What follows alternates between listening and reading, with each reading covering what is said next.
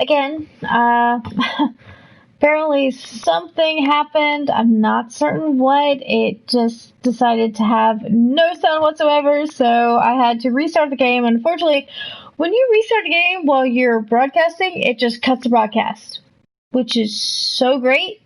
No warning whatsoever. You hit restart the game, and it's like, oh hey, we're just gonna kill the broadcast. Thanks for that. Thank you. No, we are not gonna watch that. I'm sorry, it's not happening. Huh! You guys are seeing the PlayStation screen. Okay. Cool. Alright, so what happened is that we decided to go back to... Nope. Nope. I'll get these. I am never gonna get these controls right. Okay. What? This is...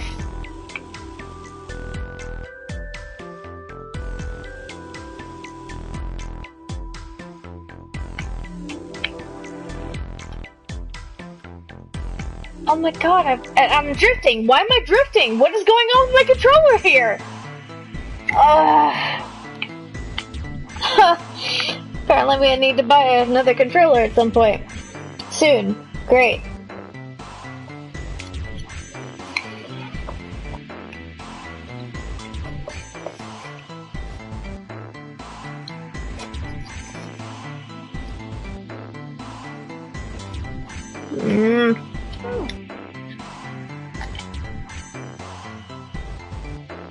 Okay.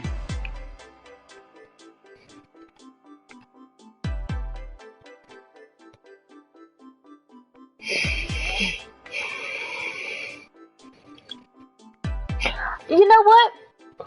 Screw this crap. We've already gone through all of this. What happens if I go back here? I'm curious. I want to know what happens.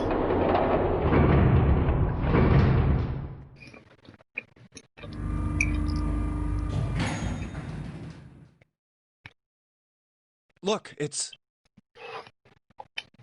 Seven and Lotus. We've got a problem. Clover is gone. Mm-hmm. What? What do you mean, gone? When? Why? You two went into door 1 with Clover, didn't you? Yeah, we went through the door together. But Clover barely spoke to us. She just did her own thing the whole time. There were 4 rooms on the other side of door 1. She wouldn't let us into the 4th room. She just said, I'll take care of this one. And shut the door. She must have blocked it with something on the other side. We waited for a while, but Clover didn't come out. We called for her, but she didn't answer.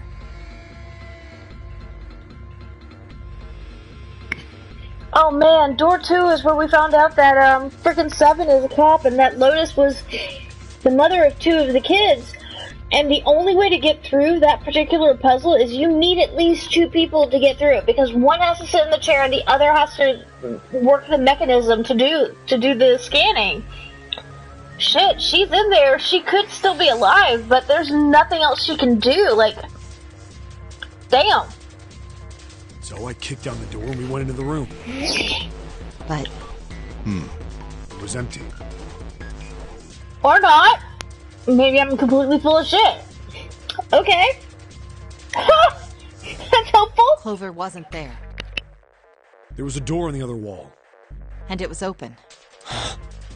We figure she opened the door and left by herself. We ran after her, of course, but Well, obviously we didn't find her. We figured that much out. Clover's gone. When did this happen? We got here just before you. You certainly have excellent timing. So you haven't searched anywhere other than near the staircase? No, we haven't. Very well then. We'd best separate and look for Clover. We haven't much time left. Let's begin. Yeah. She's not here. No, she isn't. There's no sign of her. Let's go.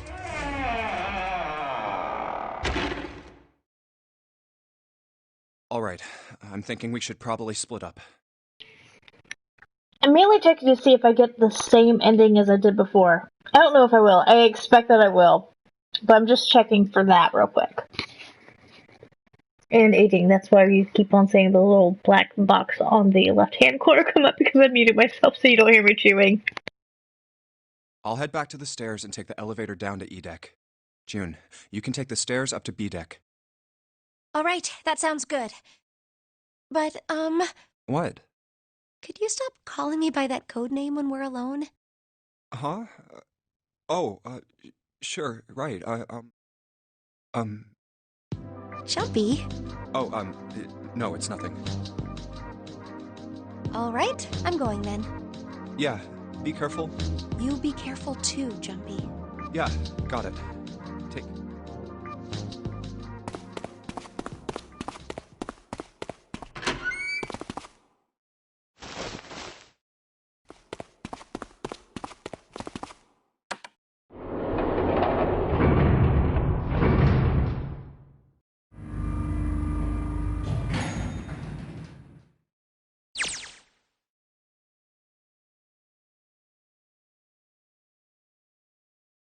Here we go. That's what happened last time. A light in a dark place. June Small had given him hope, both for escape and possibly for something else. It was the hope that raised his spirits just enough that they might soon be fully dashed. He opened the elevator door, and there she was. The woman sat, slouched against the wall. Lotus. Junpei felt his blood turn to ice. Her body was limp, and her skin smooth and pale as always. Smooth! Why do they keep calling her a raisin then? And pale as always, was covered in blood. Junpei felt his chest constrict, he couldn't breathe, and his legs began to shake. A slow, cold drop of sweat trickled down his back. He felt his stomach somersault. We've already been through all of this. Junpei's mind went blank. All his thoughts replaced with endless hissing white. Driven by little more than a second, he began to walk toward Lotus slowly. Each slow movement of his stiff limbs brought him closer to her corpse. Finally, he stood next to her. Robotically, he bent down and put his hand against her neck. There was no pulse. No rise and fall of breathing. She was slightly warm. Something somewhere in Junpei's shaken mind told him that meant she had been recently killed. Yes, Junpei thought, his mind slowly returning. She had been killed. Someone had killed her. There was a deep cut on the left side of her chest. Blood still oozed from it, although clearly her heart had stopped beating some time ago. Weapon had been a knife then. Perhaps she had been stabbed in the heart once. She would have died immediately. He took little comfort from knowing she must have suffered very little. Only then did Junpei notice. Lotus's bracelet was gone. Lastly, let us discuss how to remove the bracelets. There are only two ways to do so. One, you escape from this ship. Two, your heart rate reaches 0. In other words, once the bracelet is taken outside the confines of the ship, or the aircraft Mary's heartbeat has fallen to 0.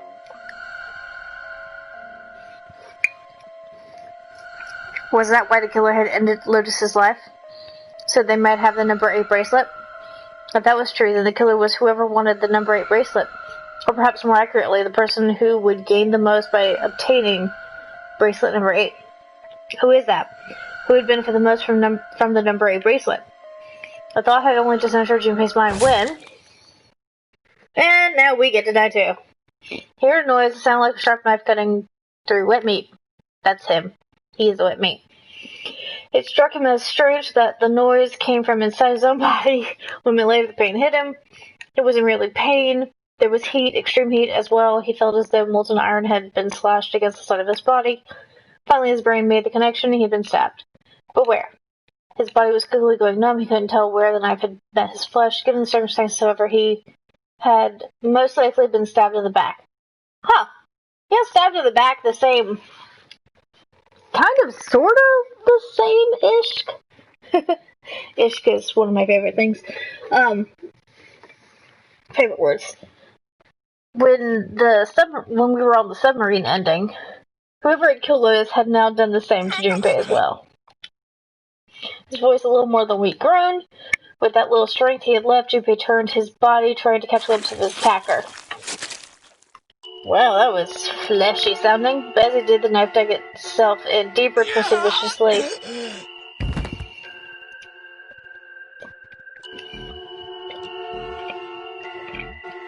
He collapsed to the floor, a puppet with his strings cut. His arms and legs lay where they fell, oddly twisted and awkwardly positioned. Junpei's body was entirely numb. He could feel the blood leaking out of him, but nothing would move. Nothing save his eyes. As he lay on the floor, his life ebbing away, Junpei finally saw his attacker. 2 tiny images of the killer reflected in his eyes, which we never get to see! With that recognition came nothing. He felt no emotions, not anger, not sadness, not regret. The paralysis that claimed his body had reached his mind. His killer glanced down at his body.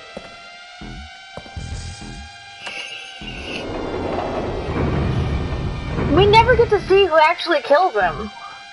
Then without a word, climbed into the elevator and was gone.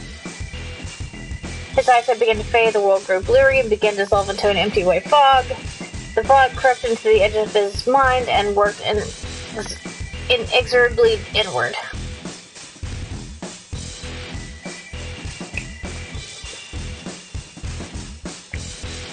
Soon it swallowed up the last image that remained of Junpei's mind, and his consciousness left him. There was nothing more. Into utter emptiness he fell. Into zero.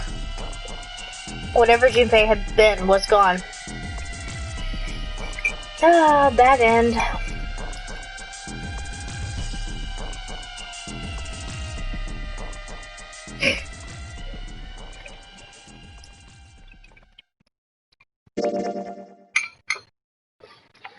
Ah, fine, save.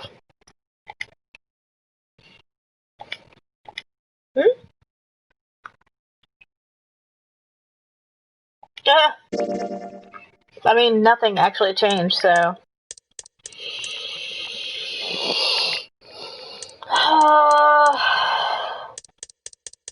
Okay. Maybe if I go through... What door is this? The 8 door. Go through the 8 door. And then go through the 6 door. And try to unlock all of the stuff. Actually, you know what? Screw that. I'm going to go through the 7 door and try to unlock all of whatever these are right here. To unlock all of whatever these are right here. So I have to go through the 7 door and then the 1 door. And let's see if that actually... What did I just do? The wrong thing. I did the wrong thing. What did I do? No! What did I do? I started the entire game over! What? No! No! What? Whoa! Thank you! Scare me! We're gonna start the 4 door, thank you!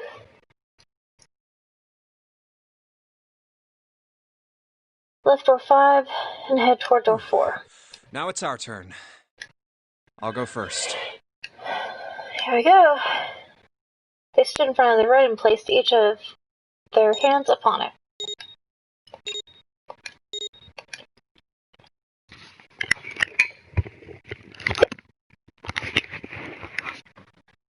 Okay. Asterisk appeared on the screen. Junpei grabbed the lever and turned around. We ready? Yeah. Sure. Let's go. None of them looked particularly optimistic, but their faces were set. Junpei nodded to them and turned back toward the red. All right. Let's go. Let's do this! With strength and determination, he pulled the lever. I don't think it really needed all that much strength, but okay, let's do it! Run!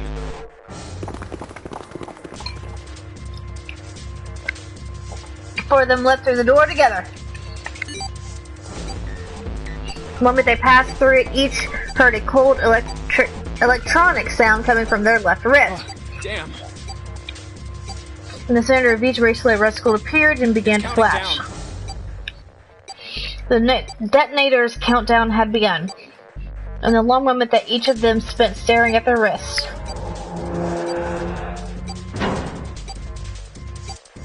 The numbered door behind them closed, the sound of metal and metal reverberating down the hallway.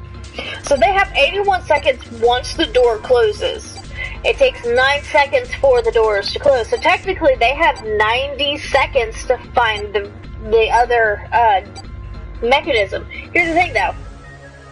For the first 9 seconds of before the doors close, the dead cannot be activated, which is the other mechanism that once they go through the door they have to verify at.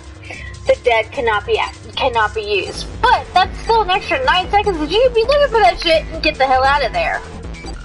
Just me though. We can't go back! We need to hurry and find the device. Hey! Who the hell is the dead? Obviously. Jesus. How would I know? Don't give me that crap! Start looking! I already am. Began to run, looking frantically for the device that was the key to their salvation. The hallway they found themselves running down was a long one, easily 300 feet in length. On the right side of it stood a series of wooden doors, all nearly identical. If they had taken time to think, they would likely have discerned that the woods led. Don't tell me the dead is in one of those rooms. That the doors led to cabins. Oh no! How many rooms do you think there are? Junpei was too frightened to count properly, but as his best guess, there were 7 or 8 of them. Fuck! We don't have time to count. Junpei ran to the nearest door. Need to open them all. He grabbed the knob and shook it hard. It didn't feel locked, more like someone had hammered an iron plate over the other side of the door. Junpei turned around to find another door and saw that his companions had already run 2 doors of their own. They did not seem to be having any more success than he had. Their own words confirmed his fears. So good. Same here. I don't remember this. Moving. Jin was the last to speak up. Junpei looked in her direction. His eye caught something he hadn't noticed before. A small red blinking light. At the end of the hallway. Even as he yelled, he ran. He grabbed Santa, Lotus, and June and pulled them towards the light. How did he grab them when there's 3 people and he has 2 hands? How did he grab all 3 of them? Santa called out to them as he ran. How many more seconds do we have? How would I know? Our time limit is 81 seconds. I know that, goddammit! Asking you how many seconds we have left. Again, how would they all know? Ooh, sorry. Hiccup. In all likelihood, Junpei figured nearly a minute had already passed since the door had closed behind them. Wow. If that was true, urgency from us to all their minds, they arrived at the end of the hallway. Oh god, I have hiccups. This is terrible.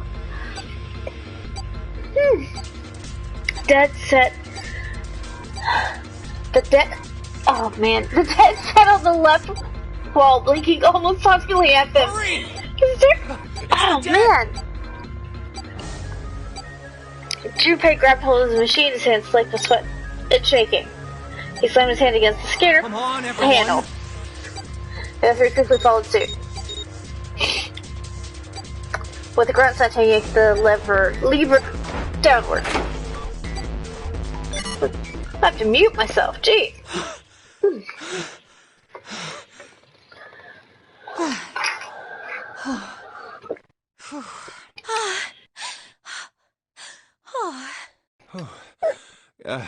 Looks like it stopped. His hands began to steady. Junpei wiped away some of the sweat that had beaded on his forehead. There it is. As they caught their breath, the 4 companions began to look around.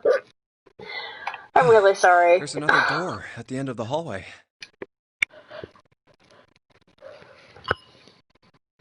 He could see a heavy look. Oh man, he could see a heavy looking set of double doors. This is terrible. Oh man, sent to the walls of the hallway. On either side of the larger door were 2 smaller ones. I'm gonna have to stop here. One first. These hiccups are bad. And of course it won't open.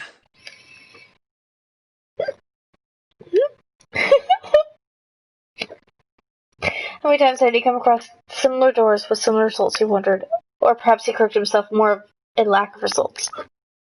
Whatever the reason, the door remained firm and unyielding and refused to allow Junpei or anyone else passage. A It's keyhole. annoying. Above the keyhole was a small symbol engraved in the What's brass. this mark? He wasn't quite sure what to make of it and stared at it for a moment in confusion. It was June that corrected him. No, not exactly. That's probably the symbol of Mars. Well, technically, they are the same symbol, but I saw a number of similar symbols near the main stairway. The symbols of the solar system. Okay. Ladies and gentlemen, my hiccups are getting really annoying. I'm sorry. I'm gonna have to stop the stream. Stop the stream for now because it's gonna get in the way, and I apologize. I'm so sorry. Maybe I'll be able to continue this tomorrow. I'll try to do an early stream tomorrow. You guys have a great night. I'm so sorry. Thank you. Bye.